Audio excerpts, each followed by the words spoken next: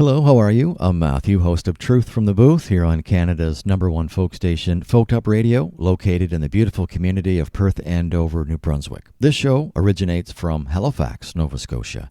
An unexpected yet necessary break from the airwaves over the last month. Sometimes you have to compartmentalize aspects of your life, family, health, and work. All good in those areas as of today. My mental health, 7.5 out of 10 if you're playing along at home. So, thanks for letting me share space with you once again here today. The Unhoused. Absolutely back talking about the growing number of humans who find themselves outside in survival mode 24/7 in the Halifax Regional Municipality. A recent report states that the numbers are climbing. My guest today is Andrew Goodsell. This is Andrew's 9th appearance on this talk radio program. This journey being told here has easily reached the ear canal of over 100,000 folks. Today we discuss, among many topics, the current state of Lower Flynn Park, one of the designated encampments in the HRM, and where Andrew has been for the last several months. It's a 23-minute conversation with no interruptions, and you will hear it on the other side of this promo. Halifax, Nova Scotia, home of talk radio, Truth from the Booth, an ongoing awareness campaign keeping Canada's housing crisis on the front burner and in the moment right here in the Halifax Regional Municipality, the Maritimes, and beyond. True, real-life stories told by those living it, existing in the streets. They bear all and provide you a brief glimpse into an unimaginable world of misery and disappointment, resilience, and triumph. Hear from those with boots on the ground advocating for change now. The stories of the unhoused need to be told by them to educate you, all of us. Hear all the conversations Sundays at 10 a.m. with a repeat at 6 p.m. here on folkupradio.com. Now, back to today's fantastic guest.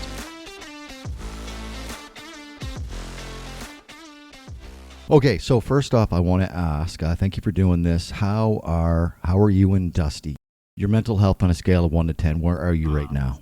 Yeah, I'd like to think we're doing pretty good right now. I'm gonna say it's a good old 7 probably, if not higher. You know, the reality is I don't have too many stressors going on.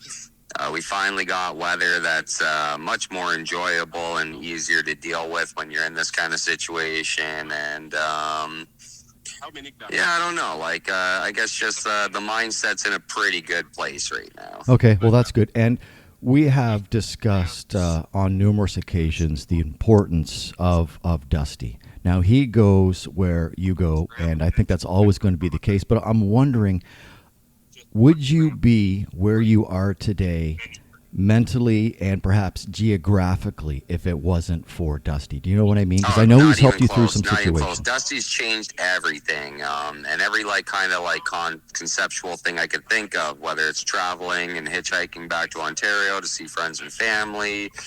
I still don't feel ready to do that kind of trip with him. We need a little bit more training, but just everything's so amazing. Like, Dusty really makes an amazing difference as far as positivity goes. That's definitely why my mindset is where it is and in a much happier, better place, is because he makes all the difference, right? He was the reason, main purpose for getting back out here, but I honestly believe he saved me anyway. And no, he's straight out magical. He's come so far. I'm so proud of him that it keels me over more and more every night, just how proud and lucky I am for Dusty. And it's great to have that companionship and that extra element of protection, considering where you are. You're in one of the designated encampments in the Halifax Regional Municipality. I want to stay with the weather because in the month of May, here we are, early June, but for someone who was inside, I gave the weather for the month of May a C-.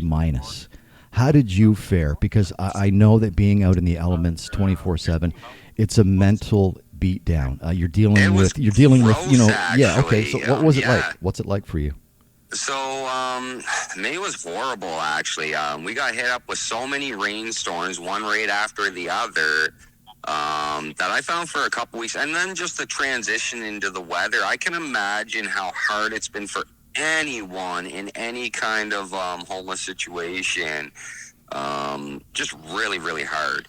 You get that rain and it rains all day. You feel like you're kind of stuck. If you do get out, then you're obviously going to get really wet and stuff. You've got no choice. Again, in this kind of situation, for me, I've got to get out. I've got to run dusty. I've got to go do my food runs, that kind of stuff, right? So, yeah, the sheer weather is just really hard. When it's good, it's great. It feels amazing, especially after you have to deal with the suffering of the really bad weather. But sometimes it comes, and when it comes, it's relentless. And I actually felt like that was the case, especially the last couple weeks of May. It was just big old rainstorm followed by, dark and cloudy. And then when it is raining, it's all day, right? Yeah. So really, really hard, mentally very hard. Yeah. Well, and people should know that you are in the southern part of the peninsula, Lower Flynn Park. And I'm just wondering, like, what's it like dealing with, you're in the woods, you're in amongst trees and boulders and active train tracks, any type of wildlife. Like, what's the insects? Like, I want people to understand what it's like to live outside 24/7. I think we're so far this year, I feel like we're lucky. I've only been attacked by a few June bugs. The mosquitoes aren't bad yet, not this time of year, for whatever reason. And tons of spiders, lots of spiders I've noticed. But overall, the insects haven't actually been too bad. But yeah, again, when you live in a tent, let's be honest, the bugs, and if you got issues with bugs, it's already going to mentally destroy you. They don't bother me at this point anymore. But then animals in general, the rats are becoming more relentless. So you really got to make sure your food's all tucked away. Nothing's, where it shouldn't be. Even tea light candles and stuff they're attracted to. So you don't want to keep anything like that in your tent. Otherwise, they will chew through your tent to get to tea light candles, hand warmers, you name it. Wow. See, most people wouldn't even think of that, right? It's crazy. I didn't think of it. I learned throughout the winter because if I went to my brother's for a night and I left tea light candles or hand warmers in my tent, I would come back to holes in my tent and shredded up pieces of steel from the tea light candles and empty hand warmer bags. So, I knew food would attract them, so I made sure there was no food or anything around. I didn't think things like tea light candles and hand warmers would attract them. Wow, that's just frightening. Like my biggest phobia, mice, rats, and snakes. So I know that I would not do I actually literally physically hand punched a rat like 2 nights ago. It was scurrying around my tent and it lifted its head up at my bin. So I just kind of punched at the tent where the rat was and I hit the poor rat. Oh, but my goodness. he didn't come back, so that was a good thing. And he didn't get seriously injured as far as I know. Well, let's tell the people you have been. They're in the process of shutting down one of the 5 designated encampment locations. So you're going to be in the 4 remaining ones in Lower Flynn Park. What's it like down there? Can you give us a sense of the latest numbers, people who are, because we know, I've been saying this, who's there? Filling up. We're getting more and more people every day down at Flynn Park. More and more tents are being set up. I know that at the bottom section, I don't know. We've got quite a rowdy bunch of people. They're pretty, hard into their stuff and whatnot. So it gets a little bit messy. I keep going down and cleaning it up. We've had a couple incidences where because they are into the hard drugs or alcohol, it's obviously really loud and annoying. I've actually heard a couple of the more chill guys freak out at these guys for keeping them up all night and whatnot. Which is unfortunate. I worry as summer gets here and we've got this really intense, humid summer coming that is going to agitate people when you're in these kind of situations where you can't get away from something. Next thing you know, it's just going to drive people over the edge. So I am a little bit worried about that. The closing of encampments blows my mind because, let's be honest, we've opened up a couple more shelters, which everyone who's ever talked to me knows that shelters are bad. If you want to learn how to drink Listerine or shoot up properly, you go to a shelter. And we haven't built any more public housing. No non-market, dignified living situations for anyone out there. We're just putting more money into shelters and administration. So I really love pointing out to people at this point, it's so obvious. You talk to anyone, we are actually encouraging people to get into hard drugs and alcohol, and we are encouraging mental distress because we're not actually doing anything to solve it. We're only increasing people's stress factors by showing that we're not doing anything, which really, really bothers me at this point. We put millions of dollars, if not hitting the billion mark, towards administration and these shelters, which everyone knows are bad. Talk to any worker that's worked at any shelter for any length of time. You're going to hear that, yes, drugs, alcohol, mental abuse, it all goes hand in hand. And we're not doing anything to fix it. So it's, for me, that whole situation is just, again, it's heartbreaking. I can't do much more besides run for mayor as a public housing campaign to show just how important this is. And it's literally across the board now. You don't only have my hippie hobo butt saying things, but you've got all these really high-end professionals and stuff that are admitting that public housing is the answer, but we're not doing it.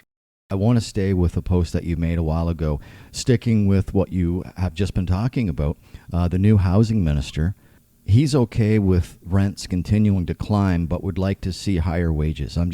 Your thoughts on that, because that doesn't go hand in hand to me. Well, to me, this is heartbreaking to me, because all I see is Mark Carney and the new housing minister doing everything in their power to make sure that nothing actually changes. If we're encouraging higher wages, which kills every small business out there, the small business doesn't have money to keep on forking out higher wages to people, right? I know this. I ran my own small business.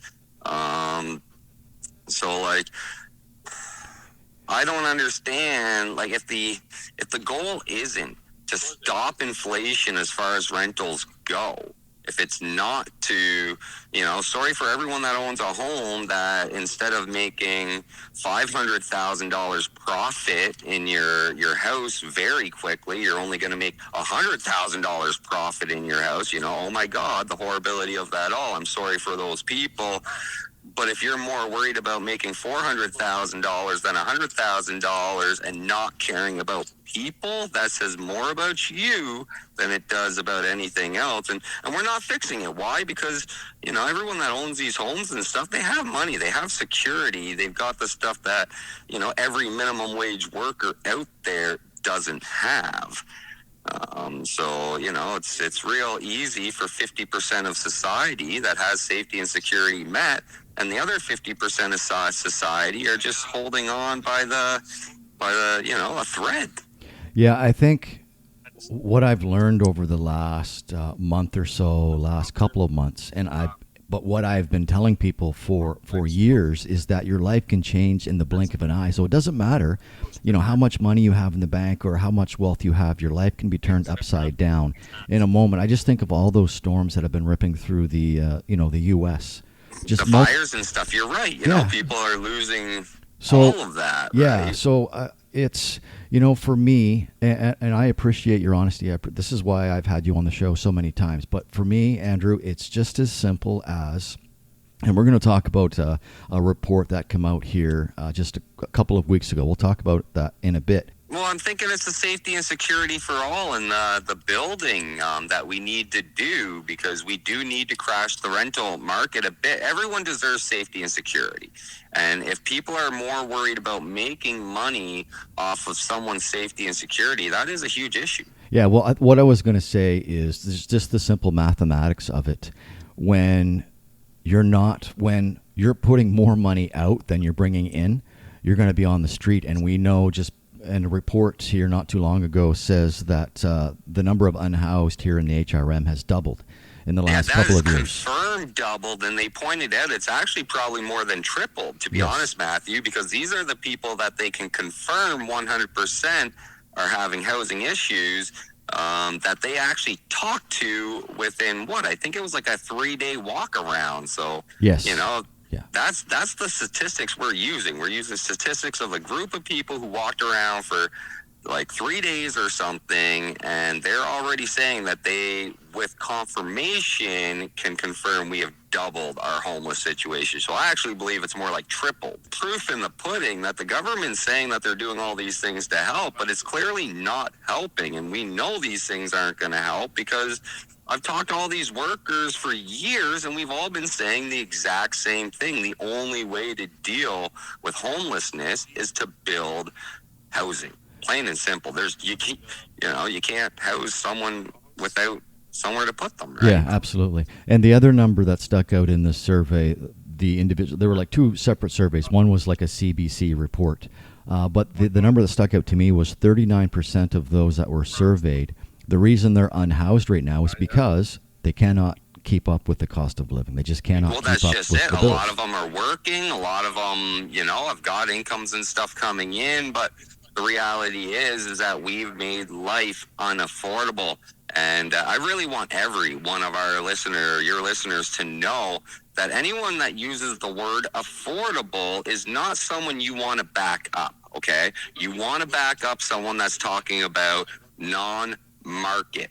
Because the word affordable is just a way for all these government officials and all of these contractors and whatnot, whoever's involved, is to get away with them building these condo units. They say they're going to have affordable, quote unquote, units, and then they just don't, because their affordable is $3,000+ for one of these condo units, right? Okay, well let's because So it's got to be non-market. If it's non-market public housing, then that is what we need. And if they're not saying that, you don't want to back up the people that aren't saying non-market housing. when you are walking around the peninsula with Dusty, I see every once in a while you'll put a picture up. You're on a property that's up for future development. Like when you look at these signs for availability, like what's the starting price for a bachelor? Do you know what's going on out there? The last I looked, the average price, and this has got to be getting a few months now, so I can only imagine it's going up. But the average price was over like $1,750 for a bachelor. A bachelor. Wow. Right, like it's getting pretty crazy for anything in the main area of HRM. You're looking like really high numbers. So I think the average price of a 1-bedroom is $2,000+ now. Wow, that's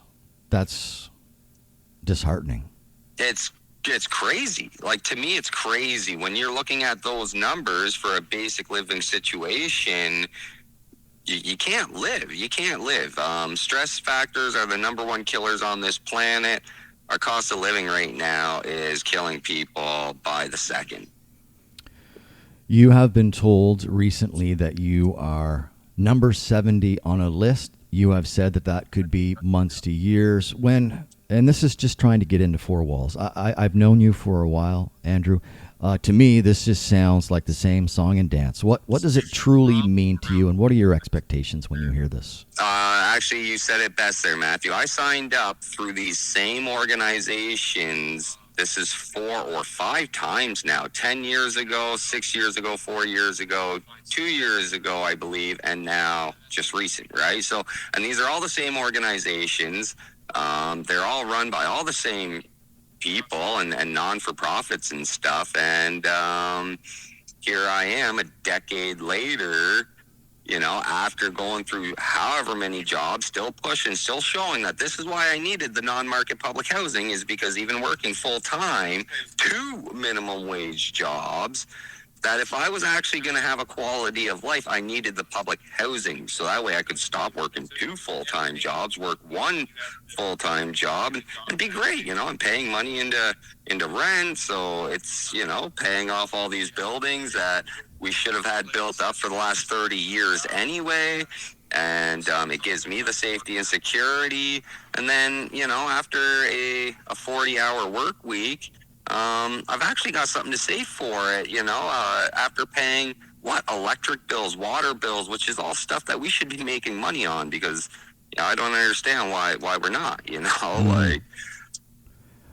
Just a few more things, Andrew. I know that you have an afternoon planned. I know that you've been at Lower Flynn Park encampment for a while. I've heard lots of disturbing stories. Do you think there'll ever be a point where you're going to have to pull the pin on that and just go somewhere else for your own safety? Well, honestly, it's at the point where I always feel like you have to be ready to go. The city could just decide to de-designate another area. Look what happened the last time. They de-designated a spot. had all the workers and stuff told me that I'd be okay and that they'd work out some kind of dignified living situation, and then they plow my tent when I take my dog for a walk, throwing out all of my most prized possessions, all of his original paperwork, my daughter's stuffy, that kind of stuff, right? So, forget the people that are drinking and doing hard drugs any given night, which could, stab through my tent or do whatever, or steal all my stuff. I got to worry about the city doing the exact same thing. Maybe not killing me physically, but definitely mentally with the stress factor and stealing all my stuff. The city's just as likely to do that as a stranger, in my opinion. Yeah, I have on many occasions. I walk by the Barrington Street encampment twice a day when I come into the city, and too often in the last little bit, Andrew, I will see, they put stairs. They built these brand new stairs so people have easy access down into the green space. And every once in a while, you'll see a tent in that area, in close proximity to the stairs. And it may be 2 or 3 days where there's no activity there. And then the next thing you know, you'll see that tent in the back of someone's contractor's truck taking it away. Well, that's just it. Yep, it breaks my heart. So they keep an eye, they're actually keeping really close eyes on these encampments and or other areas. And that's what they do. Like, I've literally watched these guys watch someone leave a tent, walk away, and as soon as the person was out of sight, 2 workers came out, tore down their tent, threw everything in the back, and left. Yeah, no, that's just completely I've watched wrong. it happen, right? So it's like, that's how bad it is, and that's what they'll do to get their way.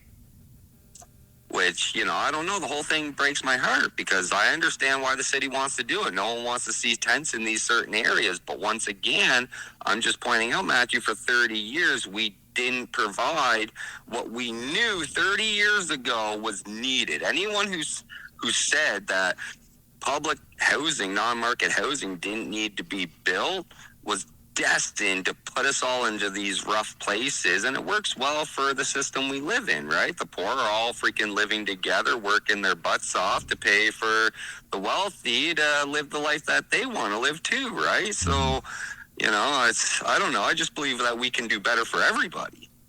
Absolutely. What does the summer of 2025 look like for Andrew and Dusty? For me and Dusty, it looks so chill. It's summertime. We have just gone through 2 winters now, last winter and this winter, dealing with the elements. So when summertime comes around, unless we've got a hurricane or a rainstorm, we're going to be basking it up. We're going to get up early and go for runs. We're going to hide away from the sun during the day. And at night, we're going to go for more runs.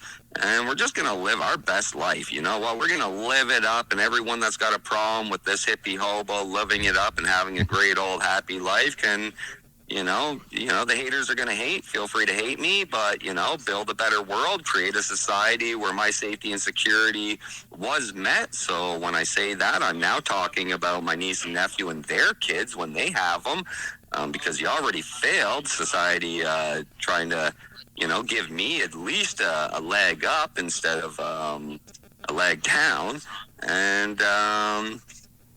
And yeah, just, prep mentally for what I can already foresee as another winter out in the elements, right? So I'm going to actually do my best to build up my area so that we're actually cozy and comfortable, so that when the city comes to plow us down and put me in yet another night of distress and crying, it is what it is. Any final thing? I know you and Dusty, you walk the streets, you see a lot of acquaintances, people that you know.